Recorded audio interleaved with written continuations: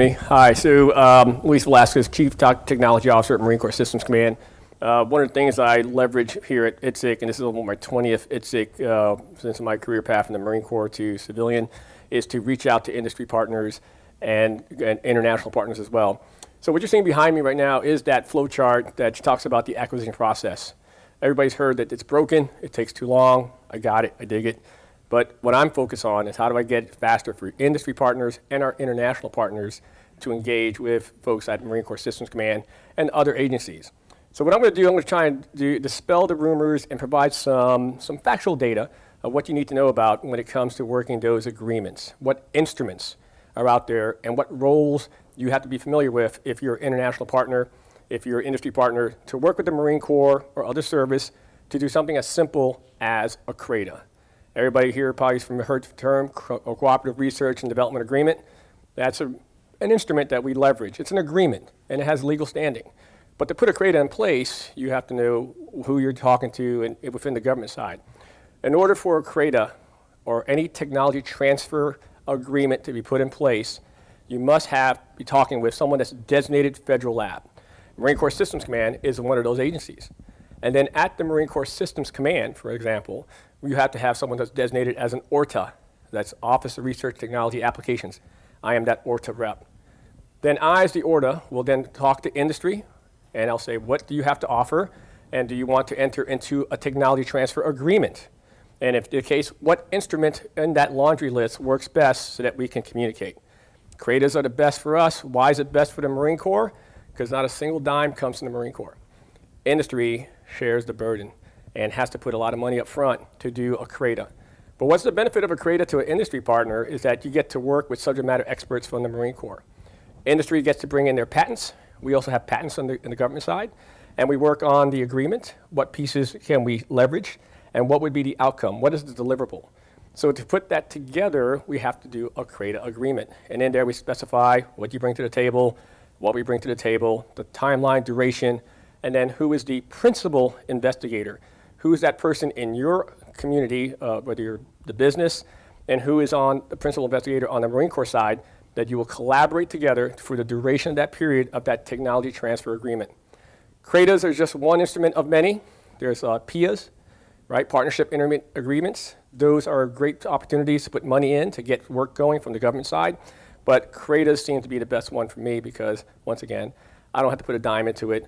All the money comes in from the industry partner.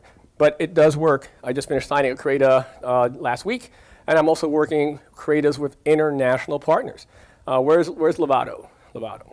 We have a CRADA in the works right now to do an international partner. It's not restricted to just domestic.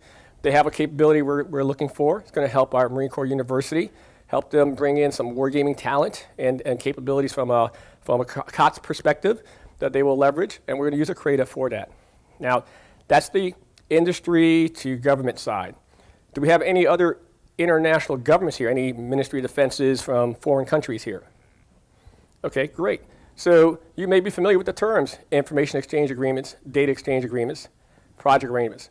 I can guarantee you, I did over 25 years of service, and I talked to folks who retired.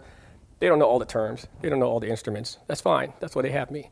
So the piece here for our international partners, if you're a representative of the Ministry of Defense of a foreign country, to do an agreement with the Marine Corps, for instance, we would pursue something as starting off as an information exchange agreement.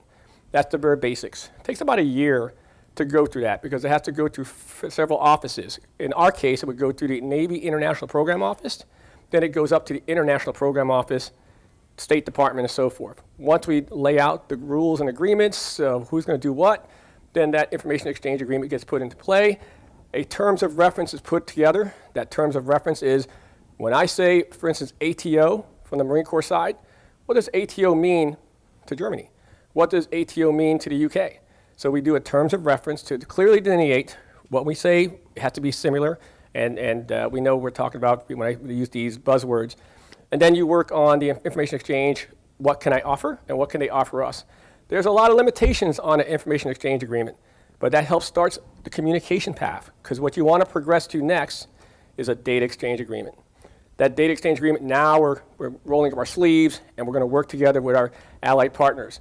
So I have just finished doing a data exchange agreement with the Netherlands. We were just there. I see Samantha in the audience. We were just in the Netherlands talking with our international partners on wargaming. Wargaming, artificial intelligence are really the hot items right now.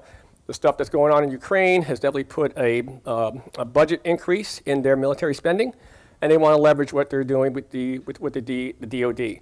So information exchange agreements, data exchange agreements, great opportunities for us to segue and work with our international partners to have that common standard, those interoperabilities, and be able to further federate our systems so we can do like simulations, artificial intelligence, something that can help grow for both sides.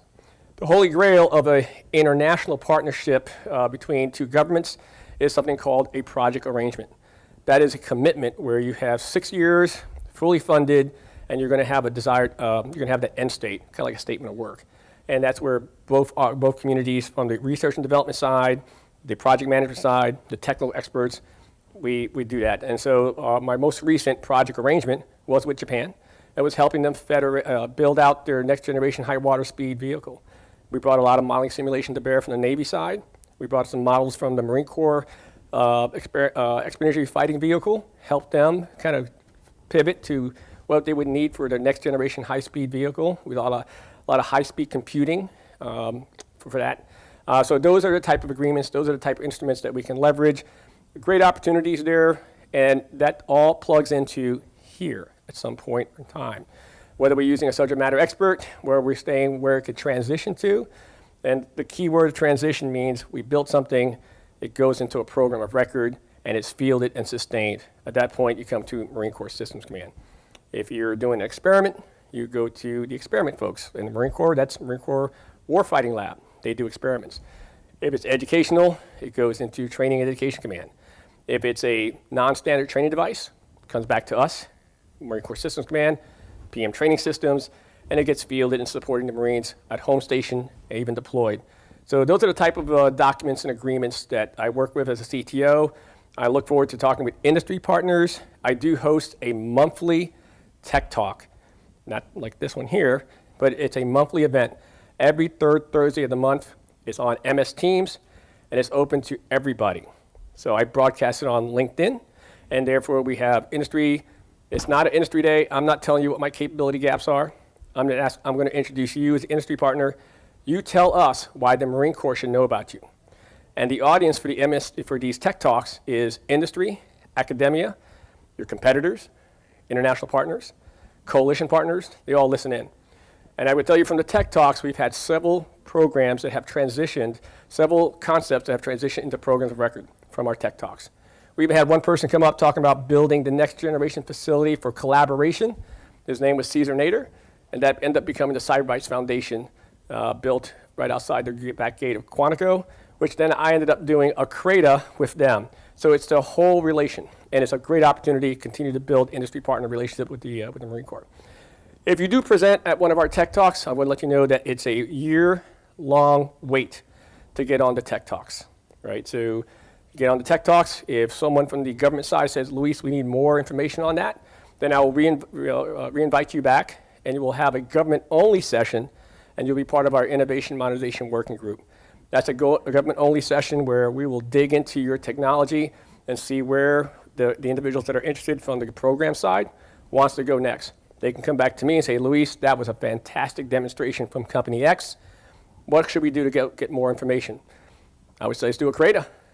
If it's a governmental agency that happens to participate in our tech talks to our Innovation Modernization Working Group, I say let's start working on a data exchange agreement. Each of those have different timelines. As I said, usually a data exchange agreement could be 18 months, but we've been very good at pushing the envelope and doing it in 11 months. So a lot of opportunity there. So once again, the CTO for Marine Corps Syscom, my role is to get industry, talking to the Marine Corps, find out how we better collaborate, how to speed that up, and better support the warfighter and make it more lethal. Any questions, or do we like to litter? Okay, thank you very much.